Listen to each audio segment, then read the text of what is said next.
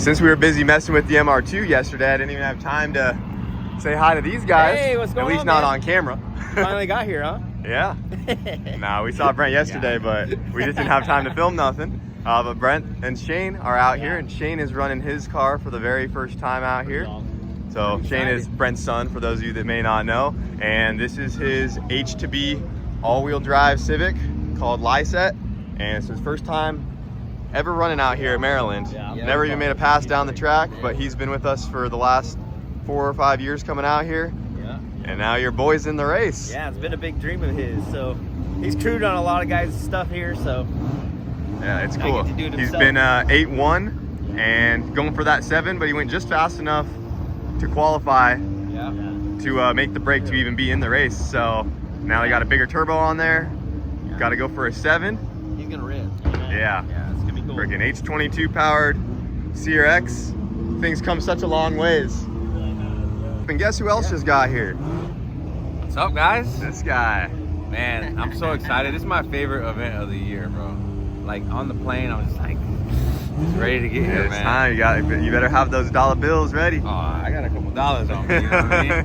And I came just in time. You guys didn't run yesterday, so now I get to see it. Yeah, you get to see all of it. I mean, I didn't miss anything. He just didn't have to help put the trans back in the car, but you know. Well, yeah, you're right. But you didn't I miss heard you guys much. knocked it out. You didn't miss much. No, I didn't. He plans all this. Yeah. Like, is the car ready yet? All right. Get Now, the plane ready. Get the plane ready. he only shows up once it's ready to go. Hey, but I should always show up with something. Yeah.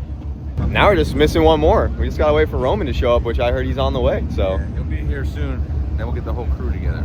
and there he is. I'm here. He made it, dude. Oh, yeah. So Roman actually also brought us a spare engine just in case. So we have that one over there, and we have this one in there. It's another fully built K24. This one's brand new though, whereas that one is still used. So he had it laying around. Might as well. Might as well bring it. But dude, the boys are all here now. Boys are back. Yeah, dude. He has I he got still the has memo. the You guys custom didn't jersey from last year. Find mine. I don't know. No, don't lie. Yours bring couldn't yours? fit anymore. I think I got mine, yeah. Hey, He pulled it on and he was just like, no, I lost it. Hey, that does remind me though. I did bring something. I'm gonna have to come back and get it. I got Okay. something, yeah. It might have to. Yeah, it might still fit. Did you see that sucker? Well, boys, it is technically the 3rd day out here at World Cup.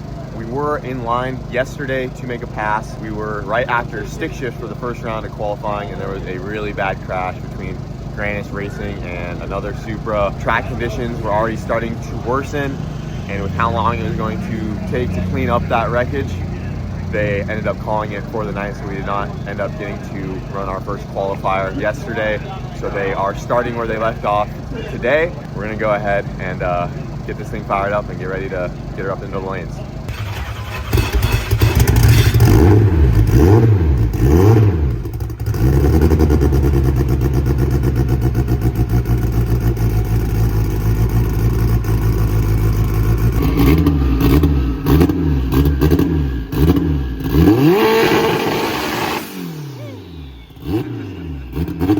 Should be good to go, boys.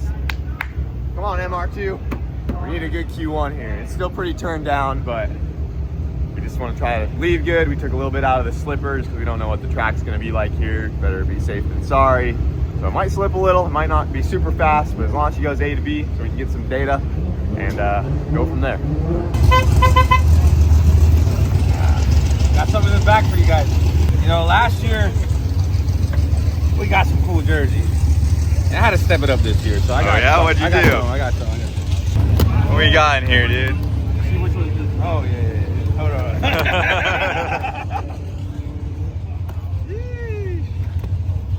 Man, what are those? What are those? Yours, that says large, bro.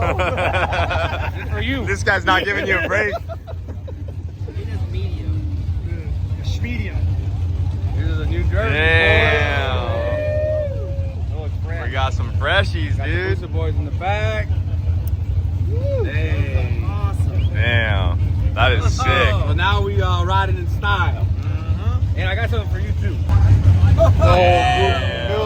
CRX. Shane already has his own jerseys. Roman.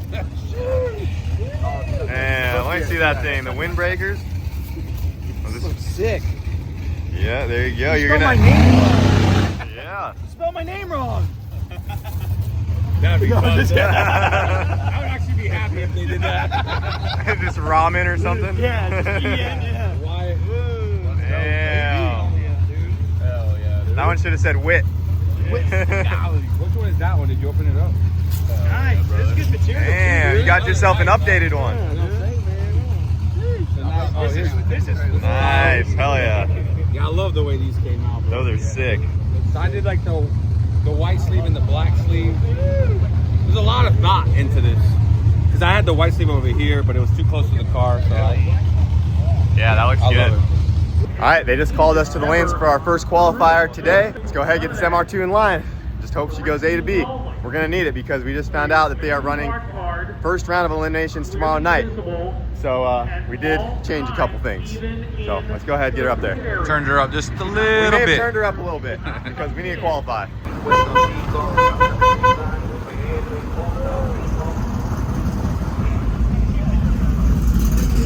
You good back there, Roman? I'm good. Oh, damn, not no more. That bump almost got me. Let's go! Come on, Jake.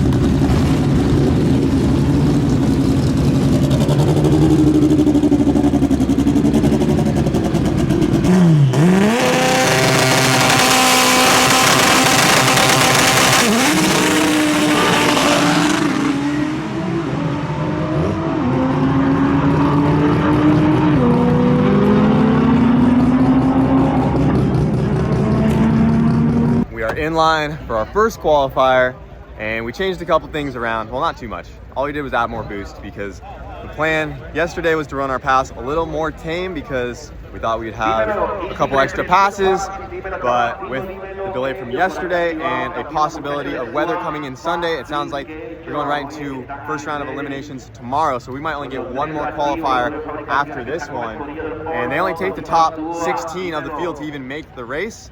So we're kind of in uncharted boost levels with this turbo setup. I wanted to do it in a few more steps, but I think as long as we get the short track going, we have no reason not to turn it up out the back and at least try to get a number on the board to hopefully qualify in case we need to make any changes to do anything there.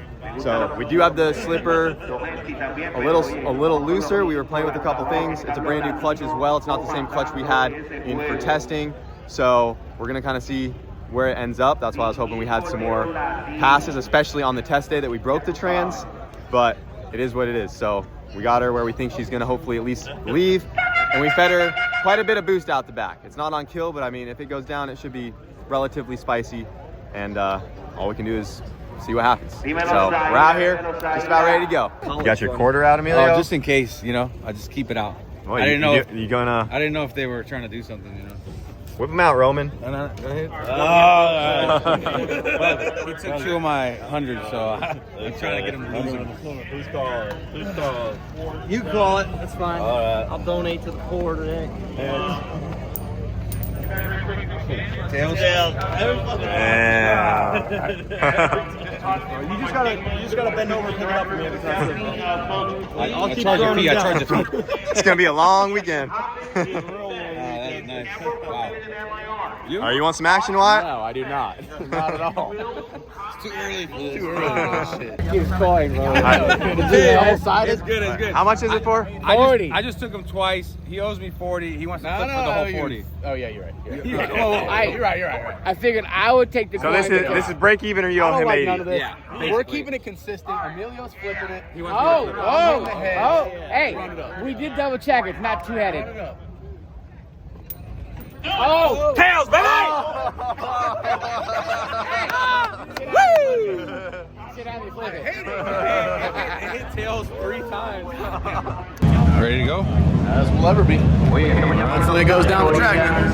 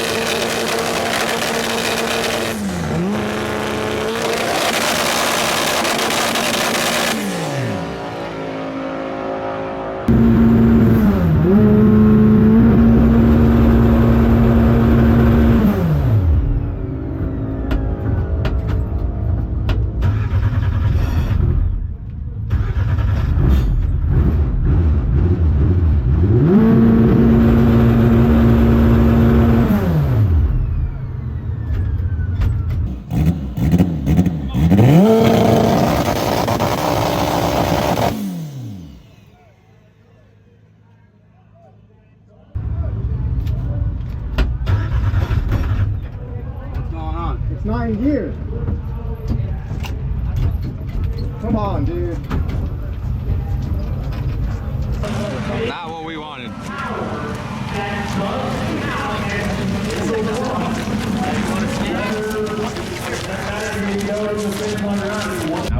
It's at gear 1 and I dumped the clutch. And it just didn't move? Didn't move. It's like it was in neutral. Unless it wasn't fully in gear. And it's telling me it was. I don't know. I looked at the ship cable. It's hooked up. Your axle's in. I mean, they're probably not going to let us go again. No. Dude, I'm so over it. I don't know, dude. It's like it was in neutral. Hey, we got to go back a little ways. Not going in the gear? In gear, right? Yeah, now it is. What the heck? Is the axle all the way in? Yeah, it's all the way in. I just looked at it.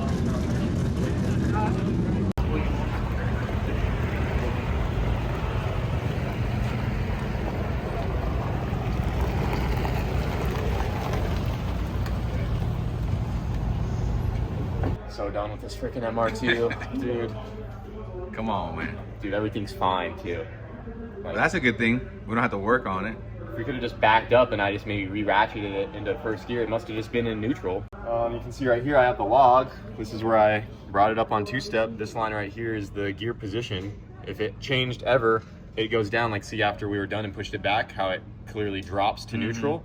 Goes from 1 to N for neutral. So during the two-step, my gear position sensor said we were in first. 20 pounds of boost, ready to leave, 6,900 RPM, full throttle, and I dumped the clutch and nothing happens.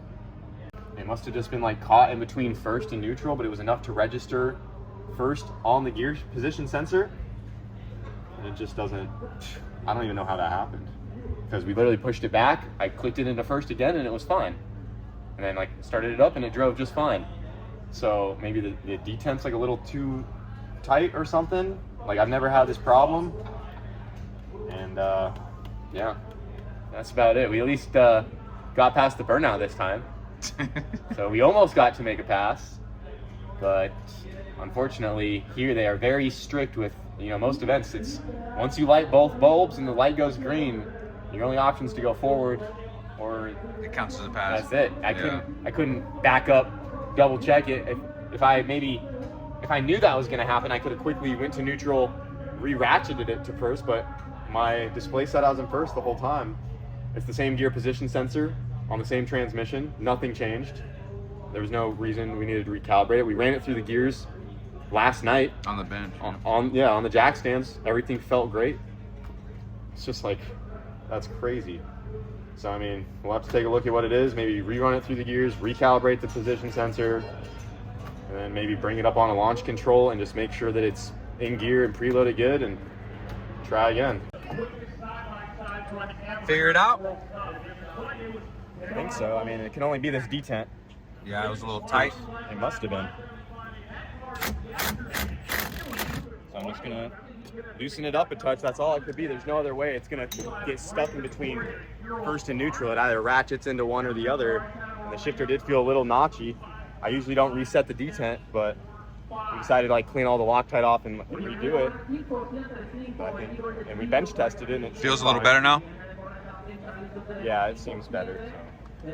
You want to shift it through gears while it's up? Yeah, I'm gonna start it up and make sure it's good. Because, I mean, I don't want to leave it how it was and do that again. I don't even know if we could replicate that again. I don't know how that even.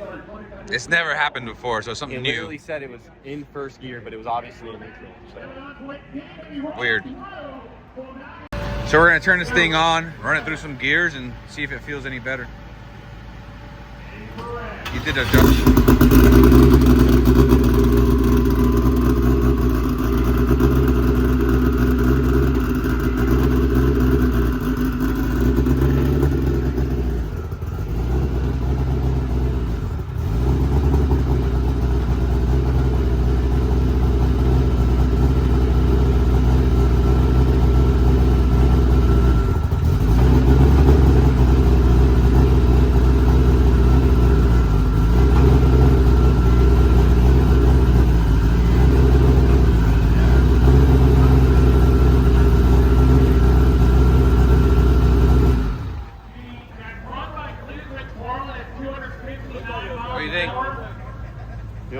Feels fine there. So I mean, I just loosened the D10 up a little bit. I'd like to get it back on the ground.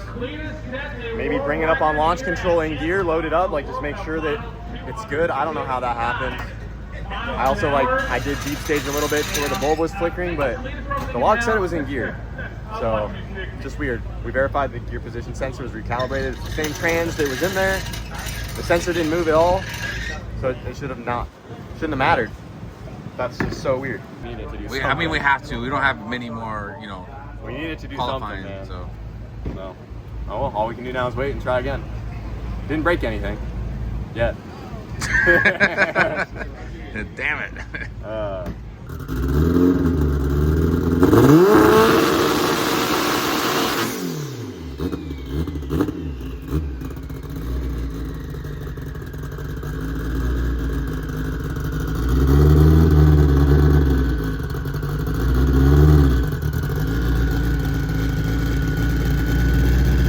So I'm over here with Brandon. And he is the next guys. MR2 that has just entered the 7-second In range. the zone. So congrats. Yeah. And what's cool about his is it still has the Toyota 3S in it. Yes. Does that make 4 MR2s now in the 7 or 5 actually? I think it's 5. I was coming over here to congratulate him, but how's the whole car apart right now? He's not looking too great at the moment. We're trying to un-F this flywheel, let's put it that way, which has decided to try to weld itself to the snout of the crank. Yeah, so I actually just came back over here and I brought him my really big pry bar and hammer to hopefully get that off for you, get you back up and like going. It just came off. I mean, that's a big pry bar. I didn't come up yet. No? She's still on there? Yeah, I'm about to jump up here because If that pry bar doesn't get it off, I don't know what to tell you. I told you it was I broken. missed it coming off, but he broke the center of the flywheel out. Damn, that's crazy. It was already broken. Yeah, it was cracked, but the only way to get it off was to pry it off. Damn. Did a number on that one. Max leverage. That was literally both hands, foot on the hands, went. Full me mic, both hands. The big pry bar got it though. Literally, pry bar was like, it didn't gonna go. It isn't gonna go. Fuck, went. Oh, it came off. I didn't get it on video, but that thing launched off. Okay.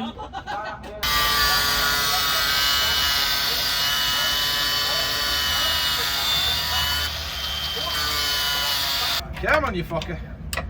Okay, that's half of it. Do the other half now. Let me spin. Keep going. Notes. I think his cranks will survive. Keep going. All right. Huh? What's the question? Oh, no. Hey! Solved it. Right. Now, I'd say I won betting on you. I said he'd run a 7. The guy's like, no fucking way. I went, it's money, bitch. Right. And there you go. There you I go. wish I had that on video. How awesome would that have been? We're not the only MR2 going through it. So I'm over here with the carry-out boys. They got an all-wheel drive Civic billet block.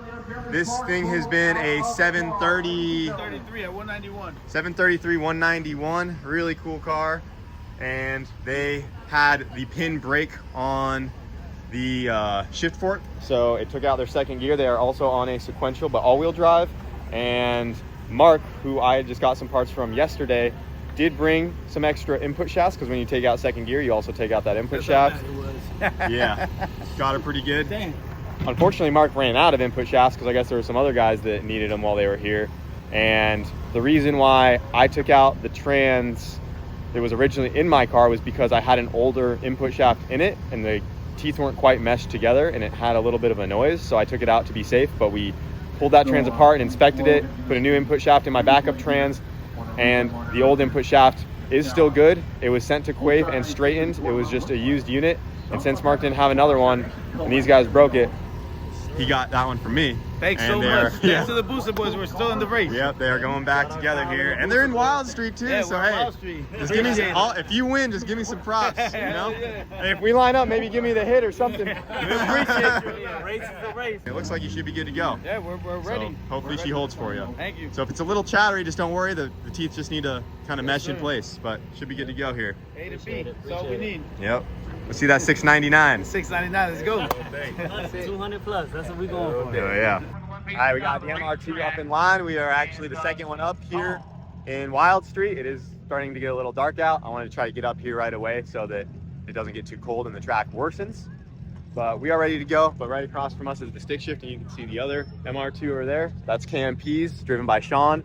They are really cool. I've been hanging out with them, or stopping by their tent. They invited me in for dinner yesterday. Really awesome people from Canada. But that is the MR2 that has the current record with a 731, and we have been a best of a 742.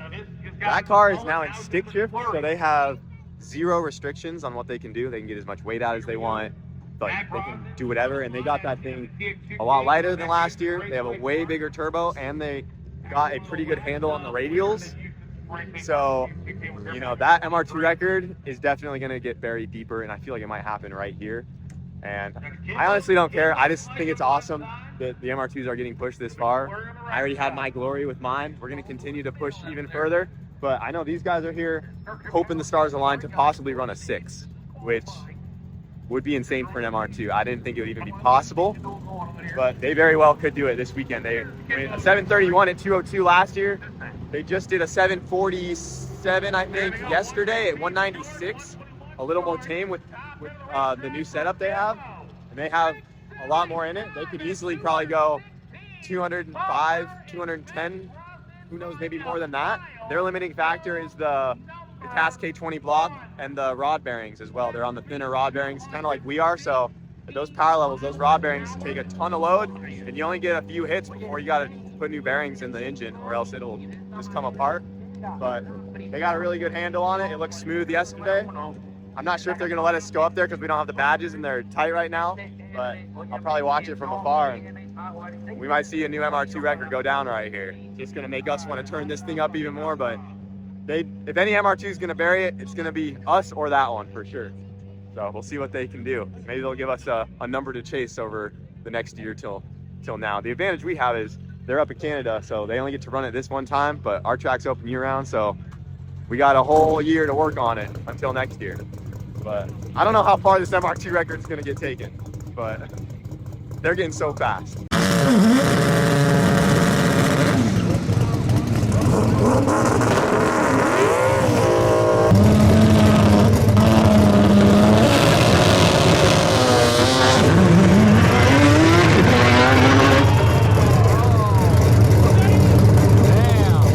For this qualifier, we're going to be going up right next to Mark from GP1 Racing. This is the guy who I was referring to, where I got my sequential transmission parts from.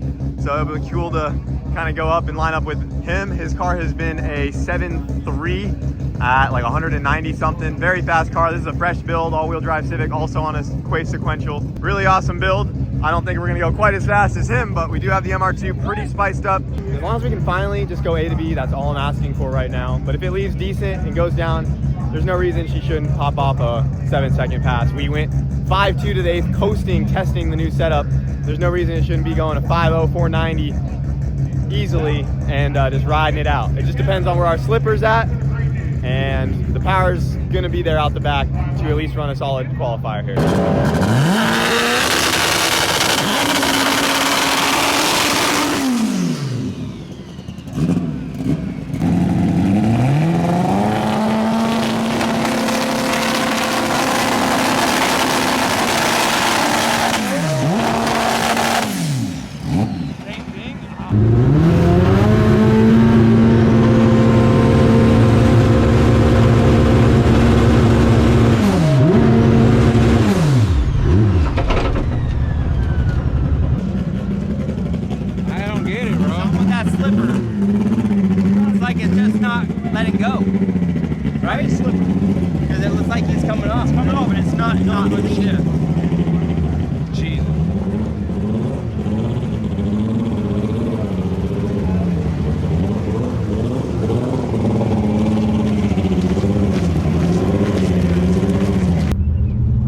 Guys, I don't know what's going on.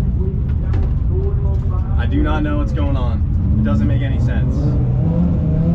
We're driving back right now, and I think I may have figured it out. I think after we fixed how the clutch fork works, and we don't have as much pressure now, and I think our target is too high. And what I think is happening, I think I'm letting off the clutch and the computer's catching the slipper way too high to where it's not even moving. That's the only thing I can think of right now. That has to be it. That has to be it. I made the change to the clutch pressure and we never got time to retest. And I guarantee we look at that log, which we didn't check before, I don't know why, but I bet the output came on and it's catching our line pressure too high. That has to be it. There's no other possibility in my head. That has to be it. What do you have going on here, brother? I'm drawing up a graph here to explain what's going on, even though I just showed it in the car. And this was our issue the whole time. I really wish we figured this out after the first pass. I don't know why I assumed it was the trans, but I just did. I did not. We should have thought about the slipper, but it is what it is. So this is what's happening. The old clutch fork, because it was pushing off that wall, it was peaking, it was spiking the pressure higher than it needed to be. And as we would release, it would just be a linear drop the whole way, just because of the way the clutch fork was moving. It never, because it was rotating on the ball, this is also just a speculation. I'm assuming that because it's rotating on that pivot ball and then bottoming out on the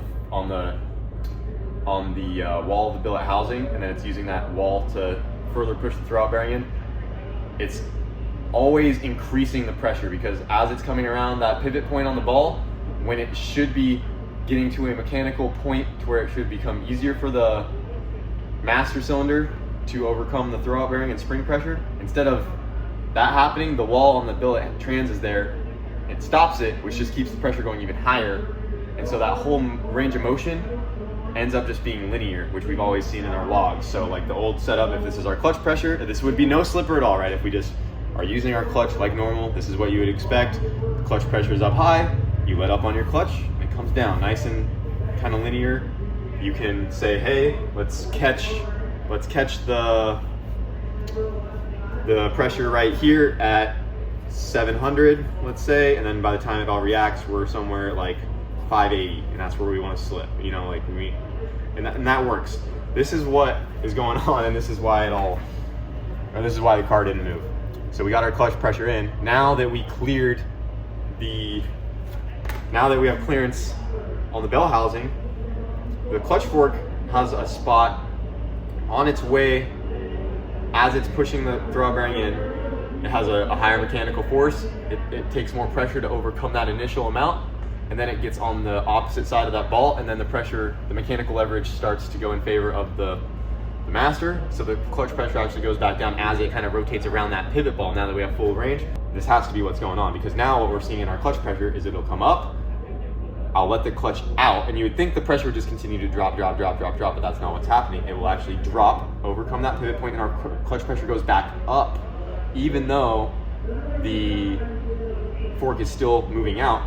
The clutch still hasn't started to move the car yet at all. Even though it goes to 6, whatever, even though it dips here, the car's not moving. It comes back up, and then this final drop is what, now the car starts moving about here. So what happened was, and we couldn't have gotten more unlucky both of these times, I forgot what the first log was, but we were targeting 680 PSI, I swear, on the initial, that's our catch point. Our pressure came down to 679, 1 PSI past our point. So what happened was, it activated the slipper. Yeah. The pressure came back up because it's on its way past that focal point. By the time it locked up, it was in the 700s, still well beyond where we needed to be. So then by the time it came back down, what it's supposed to be doing is trying to catch this point, this 680 over here. The pressure does this wave. We don't want this right here. We're supposed to be catching it here to then go here. So that's why the car was never moving. So hopefully that kind of makes sense. What's going on is we have two of the same number. So this could be 700 here, this could be 700 here.